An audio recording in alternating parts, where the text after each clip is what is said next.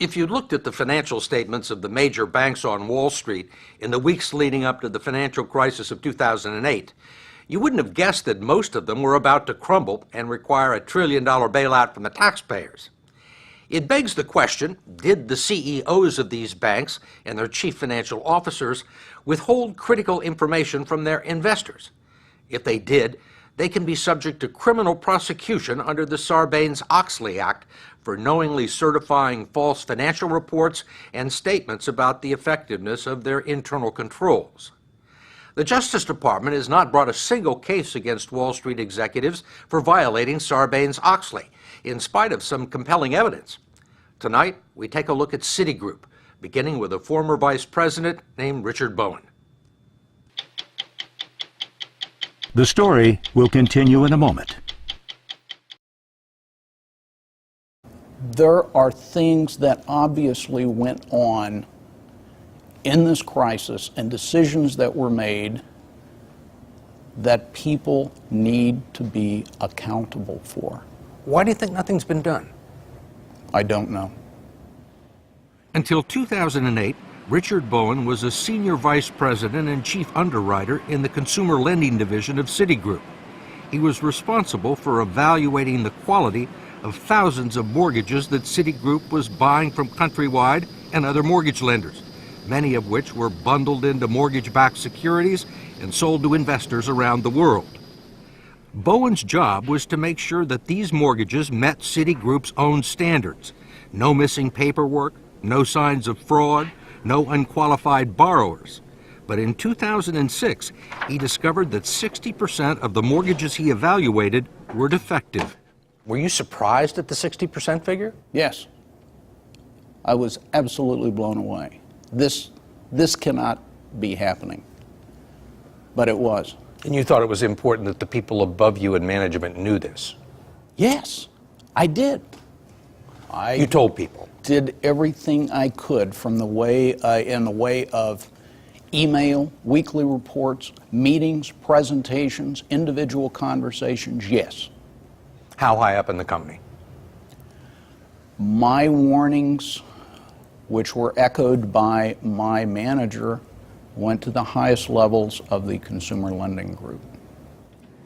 Bowen also asked for a formal investigation to be conducted by the division in charge of Citigroup's internal controls. That study not only confirmed Bowen's findings, but found that his division had been out of compliance with company policy since at least 2005. Did the situation improve? I started raising those warnings in June of 2006. The volumes increased through 2007, and the rate of defective mortgages increased to in excess of 80%. So the answer is no? The answer is no. Things did not improve. They got worse. Not only was Citigroup on the hook for massive potential losses, Bowen says it was misleading investors about the quality of the mortgages and the mortgage securities it was selling to its customers. We managed to get our hands on a prospectus for a mortgage-backed security that was made up of home loans that Bowen had tested. It says these loans were originated under guidelines that are substantially in accordance with Citi Mortgage's guidelines for its own originations, its own mortgages. Is that a true statement? No. This is not some insignificant statement. This speaks to the quality of the mortgages that investors are putting their money in. Yes. And it's wrong. Yes. And people at Citigroup knew it was wrong, had been warned that it was wrong, had been told that it was wrong. Yes. In early November of 2007, with Citi's mortgage losses mounting, Bowen decided to notify top corporate officers directly. He emailed an urgent letter to the bank's chief financial officer, chief risk officer, and chief auditor, as well as Robert Rubin, the chairman of Citigroup's executive committee and a former U.S. Treasury secretary. The letter informed them of breakdowns of internal controls in his division and possibly unrecognized financial losses existing within our organization. Why did you send that letter? I knew that there existed in my area extreme risks. And one, I had to warn executive management, and two, I felt like I had to warn the board of directors. You're saying there's a serious problem here. You've got a big breakdown in internal controls. You need to pay attention. This could cost you a lot of money. Yes, somebody needed to pay attention. Somebody needed to take some action. The next day, Citigroup CEO Charles Prince, in his last official act before stepping down, signed the Sarbanes-Oxley certification endorsing a financial statement that later proved to be unrealistic and swore that the bank's internal controls over its financial reporting were effective. I know that there were internal controls that were broken. I served notice in that email that they were broken. And the certification indicates that they are not broken. It would seem that the chief financial officer and the people that signed the Sarbanes-Oxley certification disregarded those warnings. It would appear. We received a letter from Citigroup saying that the bank had acted promptly to address Richard Bowen's concerns and that the issues he raised were limited to his division and had little bearing on the bank's overall financial health. Citigroup also told us that it did not retaliate against Bowen for sending the email, but not long after he sent it, Bowen's duties were radically changed. I was relieved of most of my responsibility, and I no longer was physically with the organization. You were told not to come into the office. Yes. Mr. Bowen. I'm very grateful to the Commission to be able to give my testimony today. The Financial Crisis Inquiry Commission thought enough of Bowen's story to call him as one of its first witnesses, and he turned over more than 1,000 pages of documents to the Securities and Exchange Commission. Nothing ever came of it. But Bowen wasn't the only one to warn Citigroup's top officials about its financial weaknesses and breakdowns in the company's internal controls. 3 months after Bowen's email, Citigroup's new CEO, Vikram Pandit, received a blistering letter from the Office of the Comptroller of the Currency, its chief regulator. It questioned the valuations that Citi had placed on its mortgage securities and found internal controls deeply flawed. The letter stated, among other things, that risk management had insufficient authority and risk was insufficiently evaluated, and that the Citibank board had no effective oversight. Yet 8 days later, CEO Vikram Pandit and Chief Financial Officer Gary Crittenden personally signed the Sarbanes-Oxley certification. They attested to the bank's financial viability and the effectiveness of its internal controls.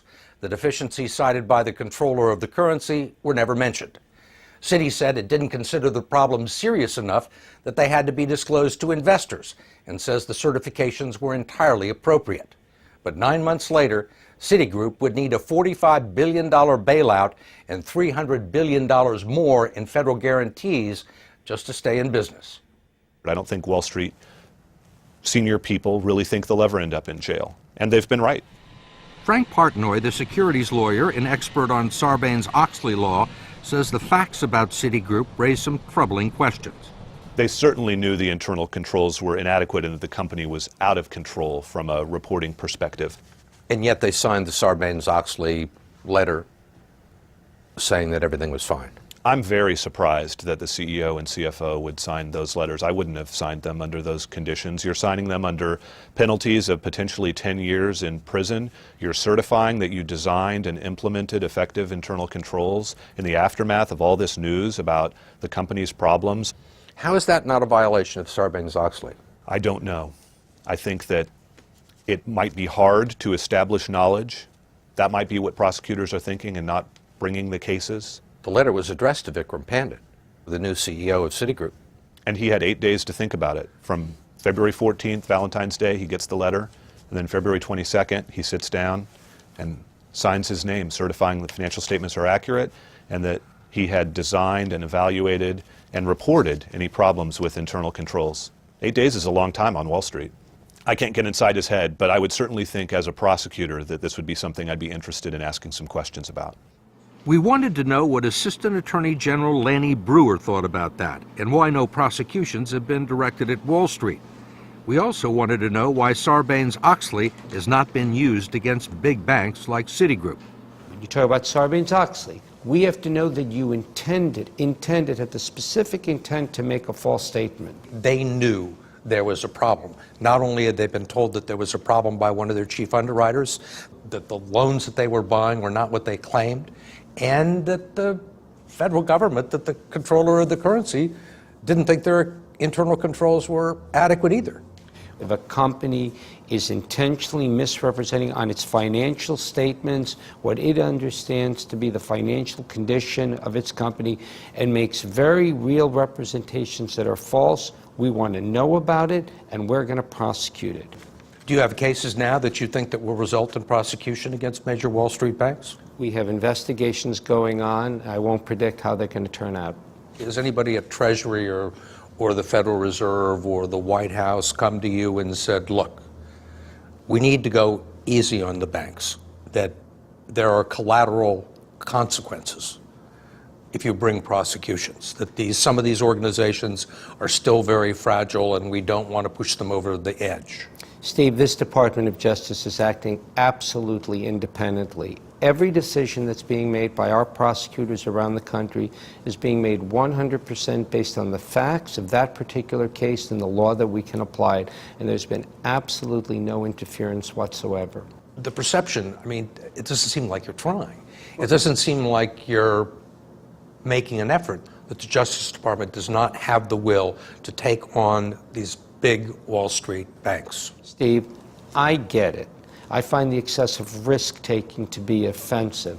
I find the greed that was manifested by certain people to be very upsetting.